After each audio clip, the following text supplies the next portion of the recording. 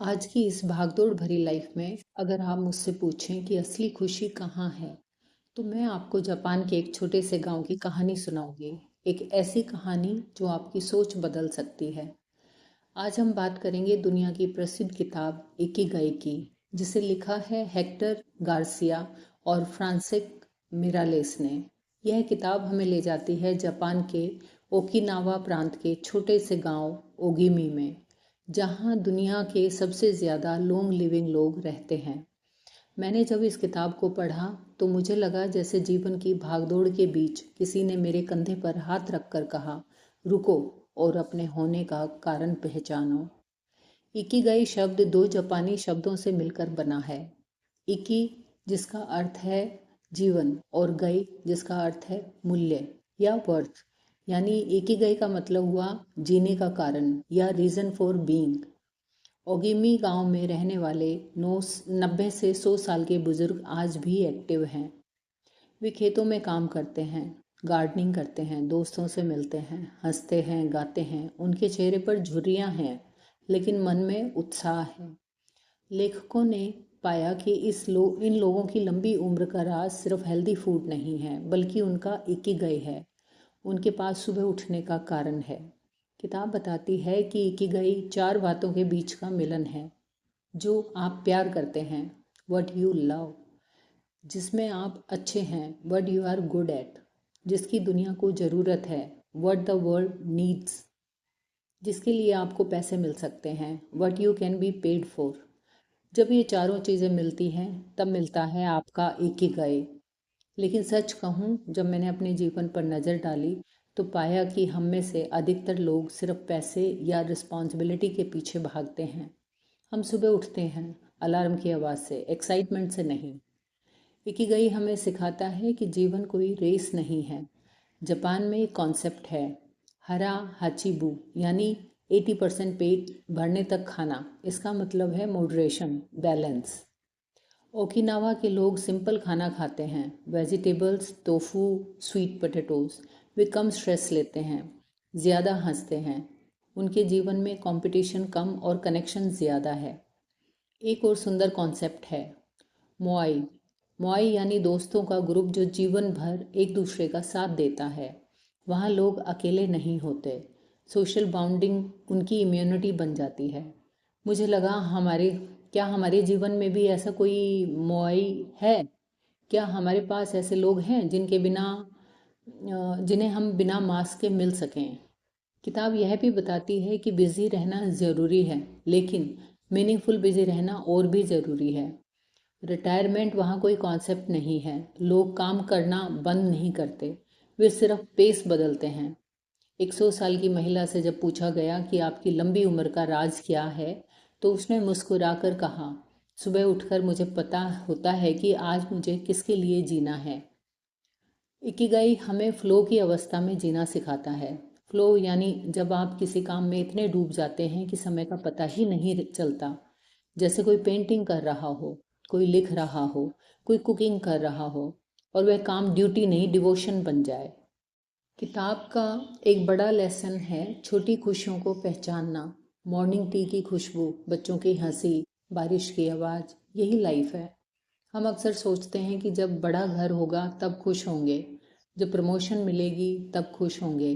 लेकिन इकिगाई कहता है, खुशी फ्यूचर का प्रोजेक्ट नहीं है, यह आज की प्रैक्टिस है। ओकिनावा के लोग नेगेटिव इमोशंस को दबाते नहीं, लेकिन उनमें फंसते भी नहीं। वे एक्सेप्टेंस सीखते हैं। इकिगाई कोई एक बड़ा गोल नहीं, यह एक छोटी छोटी एक्टिविटीज़ का जोड़ है। कोई गार्डनिंग करता है, कोई फिशिंग, कोई कैलीग्राफी। मुझे इस किताब का एक और हिस्सा बहुत टच करता है, स्टे एक्टिव, डोंट रिटायर। जब हम खुद को बेकार समझने लगते हैं तब हम जल्दी बूढ़े हो जाते हैं, लेकिन जब हम खुद को यूज़फुल समझते हैं तब एनर्जी बनी रहती है। जापान में कई लोग 90 साल की उम्र में भी कराटे सीखते हैं, डांस करते हैं, आर्ट बनाते हैं। उनका शरीर शायद स्लो हो, पर उनका पर्पस स्ट्रॉन्ग है। किताब यह भी कहती है कि स्ट्रेस पूरी तरह ख़त्म नहीं किया जा सकता, लेकिन उसे मैनेज किया जा सकता है। Deep breathing, slow living, nature के करीब रहना, ये सब इकिगाई का हिस्सा है। लेखकों ने पाया कि ओकिनावा में हार्ट डिजीज, कैंसर जैसी बीमारियां कम हैं। कारण healthy lifestyle plus strong community plus clear purpose. Ikigai हमें यह नहीं कहता कि नौकरी छोड़ दो और पहाड़ों में चले जाओ। यह कहता है जो कर रहे हो उसमें मीनिंग ढूंढो। अगर आप टीचर हैं तो आपका इकिगाई बच्चों के भविष्य में हो सकता है। अगर आप होम मेकर हैं तो आपका इकिगाई परिवार की मुस्कान में हो सकता है। अगर आप बिजनेस करते हैं तो आपका इकिगाई लोगों की प्रॉब्लम सॉल्व करने में हो सकता है। इकिगाई कंपैरिजन को कम करता है। वहाँ लोग दूसरों से आगे निकलने की कोशिश नहीं करते बल्कि अपनी रिदम में जीते हैं। जब मैंने यह पढ़ा तो मुझे लगा कि हम अक्सर अपने पैशन को हॉबी समझकर इग्नोर कर देते हैं, लेकिन शायद वही हॉबी हमारा इकिगाई हो। किताब कहती है जल्दी मत करो, स्लो डाउन। लाइफ माइक्रोवेव नहीं है, स्लो कुकिंग है। ओगिमी गांव में लोग रोज चलते हैं, फिजिकल वर्क करते हैं, जिम नहीं जाते, लेकिन नेचुरली एक्टिव रहते हैं। इकिगाई स्पिरिचुअल कॉन्सेप्ट भी है, लेकिन प्रैक्टिकल भी है। यह हमें सिखाता है कि डिसिप्लिन और जॉय साथ साथ चल सकते हैं। किताब का एक सुंदर संदेश है, नेवर स्टॉप लर्निंग। लर्निंग दिमाग को यंग रखती है। और सबसे ज़रूरी, ग्रैटिट्यूड। हर दिन थैंकफुल होना छोटी छोटी बातों के लिए भी ज़रूरी है। अगर आप कंफ्यूज्ड हैं कि आपका इकिगाई क्या है, तो खुद से 4 सवाल पूछिए। मुझे क्या करना पसंद है? मैं किस काम में अच्छा हूँ? दुनिया को किस चीज़ की ज़रूरत है? और किस काम से मैं अपना जीवन चला सकता हूँ? धीरे धीरे जवाब मिलेंगे। इकिगाई कोई डेस्टिनेशन नहीं, ये जर्नी है। जब आप सुबह उठकर मुस्कुराते हैं, वही इकिगाई है। जब आप बिना मजबूरी के किसी की मदद करते हैं, वही इकिगाई है। जब आप थक कर भी संतुष्ट महसूस करते हैं, वही इकिगाई है।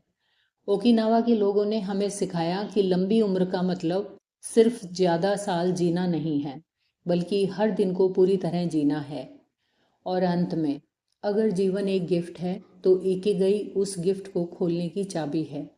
मैंने इस किताब को पढ़कर यह समझा कि हमें अपनी लाइफ बदलने के लिए किसी बड़े मिराकल की ज़रूरत नहीं है।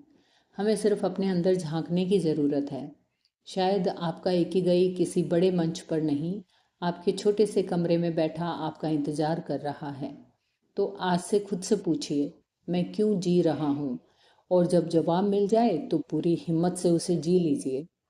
अगर आपको यह सार पसंद आया हो तो इसे शेयर करें और अपने जीवन का इकिगाई खोजने की जर्नी आज से शुरू करें, क्योंकि ज़िंदगी तब खूबसूरत बनती है जब हम उससे का कारण मिल जाता है।